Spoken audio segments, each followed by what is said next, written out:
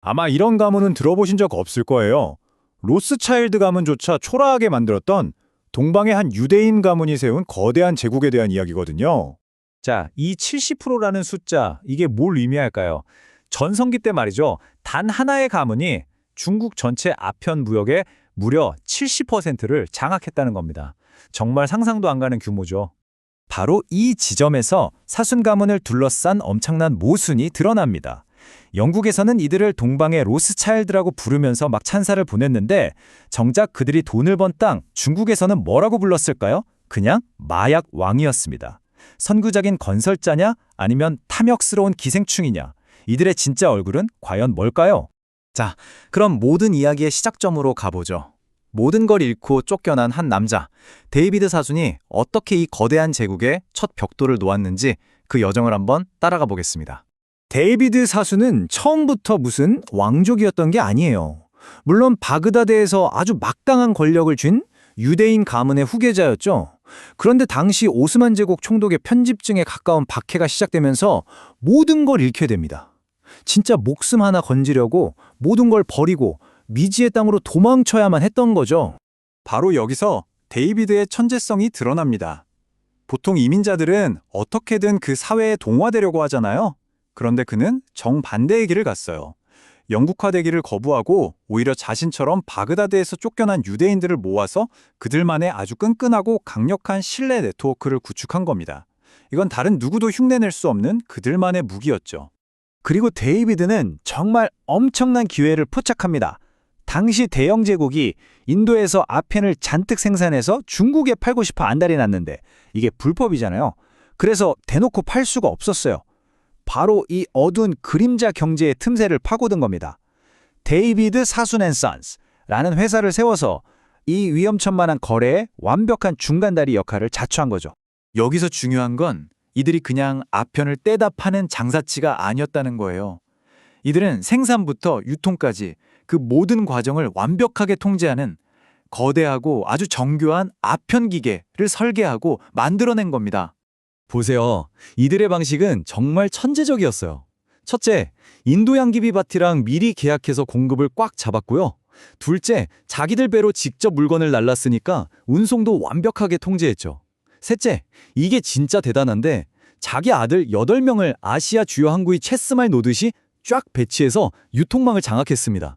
그리고 마지막으로 겉으로는 자선 활동을 하면서 뒤로는 영국 군함의 보호까지 받아냈어요. 완벽한 시스템이었던 거죠. 수익은요? 이건 뭐 천문학적이라는 말로도 부족합니다. 인도에서 300달러에 산 아편 한 상자가 상하이에 가면 1200달러가 됐어요. 4배죠. 4배. 수익률이 400%예요. 그 어떤 합법적인 사업으로도 상상할 수 없는 돈을 긁어모은 겁니다. 이 가족이 주고받은 편지 내용을 보면 정말 소름이 돋습니다. 최근 영국 순찰대의 단속으로 비정규 공급자들이 정리되었습니다. 우리 가격은 23% 올랐습니다. 이게 무슨 뜻이겠어요? 대영 제국 해군을 마치 자기네 사설 경호팀처럼 이용해서 경쟁자들을 없애버리고 가격을 올려서 이익을 더 챙겼다는 얘기입니다. 정말 냉혹하죠? 자, 이 6,800만이라는 숫자, 이게 사순 가문이 만들어낸 비극의 규모를 보여주는 겁니다. 이들이 1년 동안 공급한 아편이 6,800만 명을 1년 내내 중독자로 만들 수 있는 양이었어요. 당시 중국 인구의 15%가 이들의 마약 때문에 고통받고 있었다는 계산이 나옵니다. 그런데 이야기는 여기서 끝나지 않습니다. 아편으로 벌어들인 이 시커먼 돈은 사실 더 큰 야망을 위한 종잣돈에 불과했어요. 사순 가문은 이 돈으로 도시 하나를 통째로 사들이기 시작합니다. 데이비드의 아들 엘리아스가 상하이에 처음 도착했을 때 거기는 그냥 질퍽한 진흙 뻘밭이었어요. 그런데 그의 증손자인 빅터 시대에 이르러서는 그 진흙탕 위에 동번의 파리라고 불리는 화려한 도시가 세워집니다. 아르데코 양식의 마철루가 스카이라인을 장식하고 아시아 금융의 허브로 탈바꿈한 거죠. 이들의 결정적인 전환점은 아이러니하게도 태평천국의 난이라는 거대한 비극 속에서 찾아옵니다. 수많은 사람들이 전쟁의 공포에 질려서 모든 걸 버리고 도망칠 때 사순 가문은 그 혼란을 절호의 기회로 본 거예요. 피난민들이 헐값에 내놓는 땅을 닥치는 대로 사들이면서 마약왕에서 부동산의 제왕으로 화려하게 변신합니다. 그리고 1930년대 화려함의 극치를 달렸던 플레이보이 자본가 빅터 사순의 시대가 오자 이들의 부는 그야말로 정점을 찍습니다. 상하이의 상징이자 전설이 된 캐세이 호텔은 물론이고 도시의 가장 중요한 건물들이 전부 그들의 소유가 되었죠. 근데 빅터는 그냥 점잖게 월세나 받는 그런 건물주가 아니었어요. 시장을 교묘하게 조작하고 화려한 나이트클럽 같은 유흥업으로 또 엄청난 돈을 벌었죠. 그리고 이 모든 걸 지키기 위해서 상하이에서 가장 악명 높은 범죄 조직 청방과 손을 잡습니다. 청방은 그의 사업에 방해되는 것들을 폭력으로 해결해주는 아주 든든하고 비밀스러운 파트너였던 셈이죠. 하지만 아편과 탐욕 위에 세워진 이 화려한 제국은 사실 모래성과 같았습니다. 20세기의 거대한 폭풍, 즉 전쟁과 혁명이라는 그 누구도 막을 수 없는 힘이 그들의 제국을 향해 서서히 다가오고 있었거든요. 일본의 침략, 그리고 태평양 전쟁의 발발, 마지막으로 공산당의 승리까지 정말 불과 10여 년 만에 휘몰아친 이 역사의 경랑은요.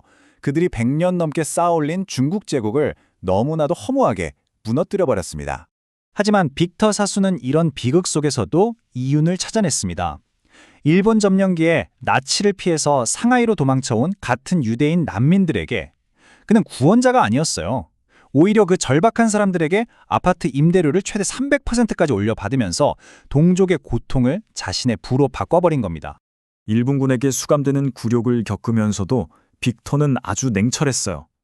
그는 이렇게 되뇌었다고 합니다. 지금은 상하이를 잃었지만 가문은 살아남는다. 맞는 말이었죠. 그는 이미 제국이 무너지기 훨씬 전부터 막대한 현금 자산을 해외 안전한 곳으로 다 빼돌려놨었거든요. 결국 사순 가문은 제국의 잿더미 위에서 자신들의 부는 거의 그대로 지켜냈습니다.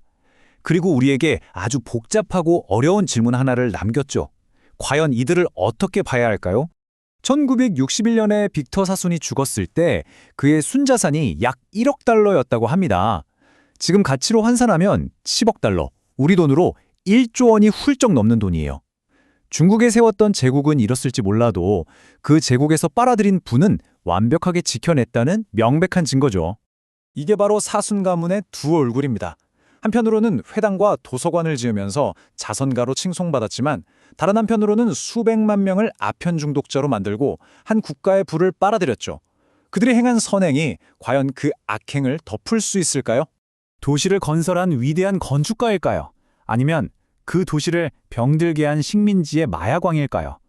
역사는 이 사순 가문을 어떻게 기억해야 할까요? 어쩌면 이들의 이야기는 오늘날 우리에게 묻고 있는지도 모릅니다. 우리가 눈으로 보는 화려한 부와 성공, 그 이면에는 어떤 대가가 숨어 있는지 말이죠. 판단은 이제 여러분의 몫입니다.